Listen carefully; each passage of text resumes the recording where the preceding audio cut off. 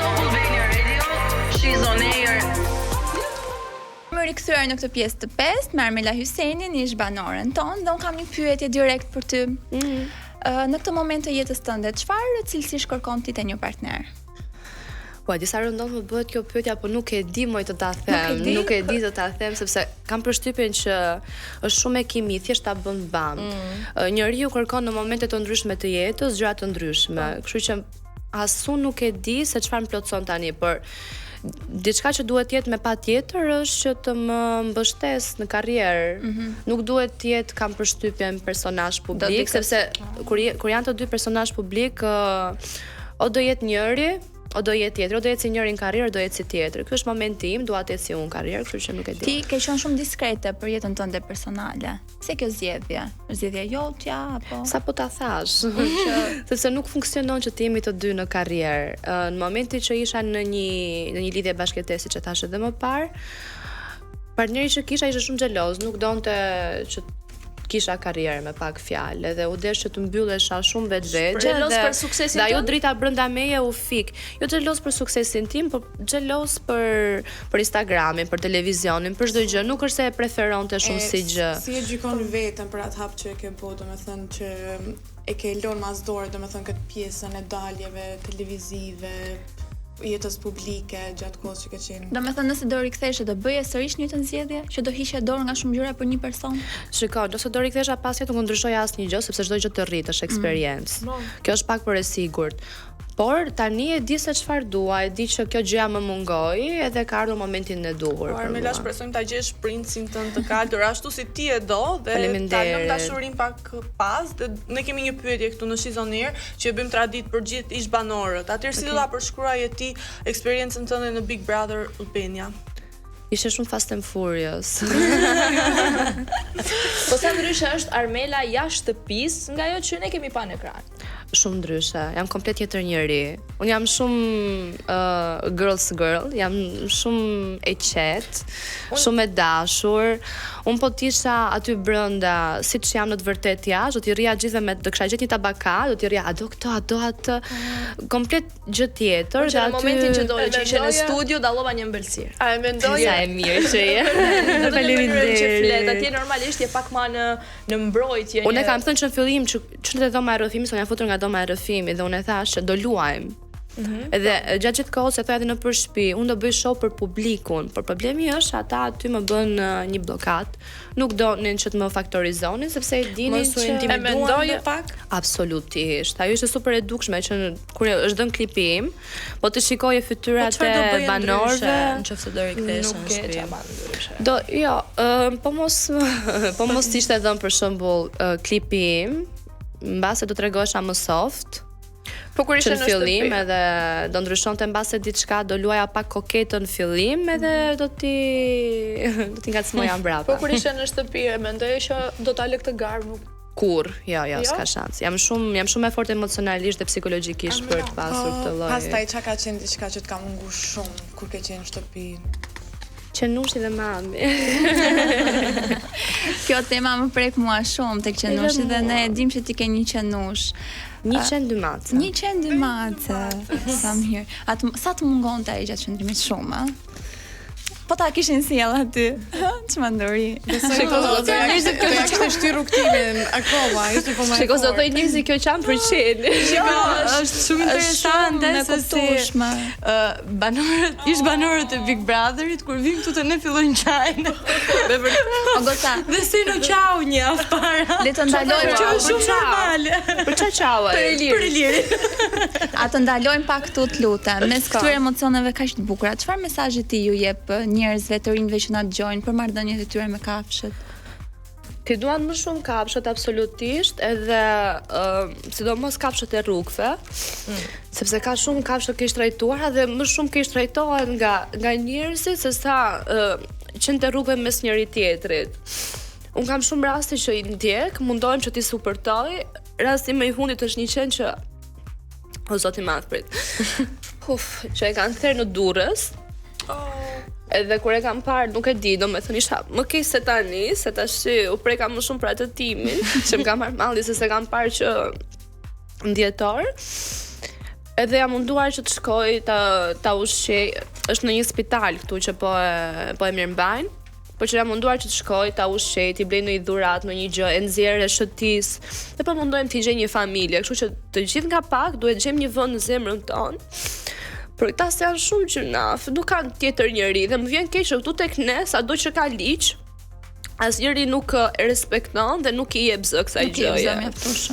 Po, dhe kjo tregon më shumë se si jemi ne, sa se si janë ata, sepse edhe ky qenushin që kam parë unë, edhe pse e kanë therrë, e kanë keq trajtuar kur kam shkuar aty, është shumë lozanjare. Domethënë nuk ka një pikë agresiviteti në vete. Nuk ka shpeksu, nuk ka një trauma që e ka e gërsu. Ajo është trembur dhe imagjino nuk ka agresivitet dhe mua më vjen keq sepse çfarë po të bëjnë në këtë rast ti themi njerëzve që të adoptojnë më shumë se sa të blejnë, sepse i shpëtojnë ato krijesa aq të pafajshme. Unë kam bler për vete, por tani nuk mund të them që jam penduar, por nëse do zgjidhja që të blija apo të adoptoja, do adoptoja absolutisht. Ta lidh me Italinë, Italia nuk ka çej nëpër rrugë siç janë këtu. Kështu që unë këtu edhe më kanë zemra vazhdimisht kur shoh qenushat nëpër rrugë dhe mirë për t'i shpëtuar të gjithë. Edhe me çfarë vëllim bën më shumë kafshë se sa njerëz. Mami nuk vjen pothuajse fare në Shqipëri për shkak edhe të shëndetit dhe një herë që erdhi për të vizituar familjen e gjithë. Shikon të qenë të rrugëve dhe shkojta vetëm dyqan dhe blinte ushqim edhe kur merrte me kamera fillon të qante më keq se sa unë tani. E thoshte Mela ç'a të bëj, ma kupton tash mami s'ke ç'a të bësh përveç se të bësh të gjën që po bën ti. Edhe unë kur jetoja këtu dhe ishte një moment për shembull që do shëtisja qenushin tim, ç'a shikoja kafsh rrugë, mace ose qen, gjithmonë nuk ka shans që unë të futem në një dyqan dhe mos dal pa i bler këtyre ushqim. Nuk kushton as edhe një gjë, nuk është as edhe një gjë, është një kafe më pak. Armela, mënyra se si njerëzit i trajtojnë kafshët dhe marrëdhënia midis tyre tregon shumë për ta. Kështu që unë nuk e kuptoj pse, domethënë e kuptoj pak pse komentuesit të komentuan ty në këtë mënyrë kaq negative kur ti je një njerëz kaq i ndjeshëm. Thank you. Je shumë pozitive. Të betojmë që unë prisja më shumë nga ty. Më dukesh pozitive, po kur u futa aty nuk e kuptoj pse edhe një vibe në popullsi. Aty është luftë. Ta thash pra sepse unë që kur u futa momentin e parë ne kam thënë unë do luaj këtu dhe kam thënë do bëj show. Unë herën e parë që jam futur kam qenë shumë e vogël edhe kam treguar Armelën e vërtet siç jam edhe jashtë.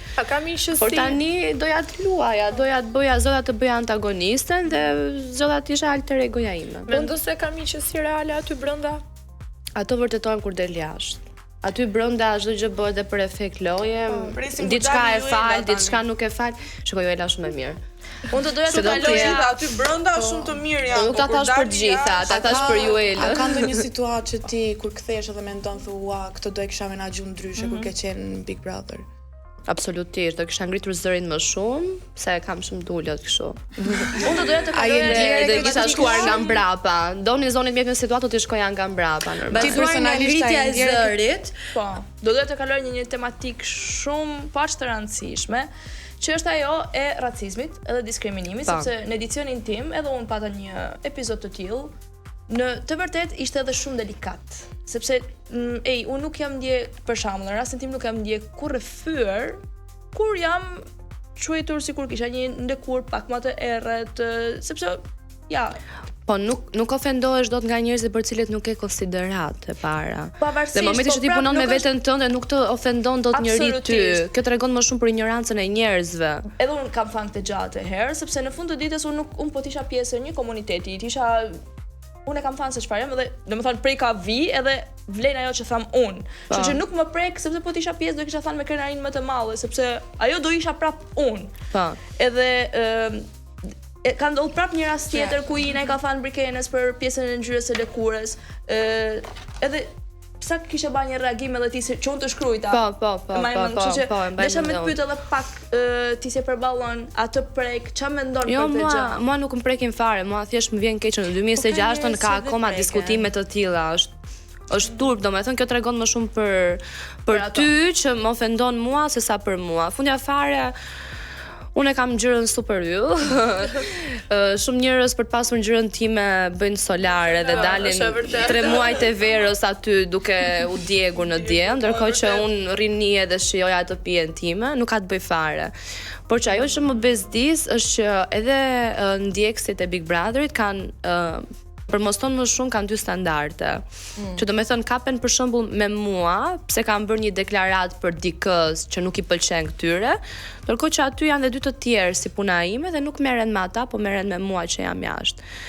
Kjo nuk më pëlqen mua, se prap çalon, sa të duash, prap ignorancë tregon. Bazuar nga, domethënë, okay, shiko, mendoj se dhe ti dhe Livia dhe Brikena ndoshta në një moment ka një lloj vetbesimi brenda vetes vet, jeni në një moshë të caktuar, e cilët e keni kuptuar që kjo jam unë dhe mua nuk më dëmton fare fakti që është absolutisht. Ajo nuk quhet fëmije.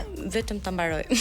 Dhe ka persona të tjerë jashtë, të cilët nuk janë shumë me vetbesim për sa i përket kësaj pjese. Çfarë mesazhi mund t'i jepje ti në këtë rast? Në mënyrën se si mund të veprojnë, në mënyrën se si mund ta duan pak më shumë veten. Si ti përballojnë këto?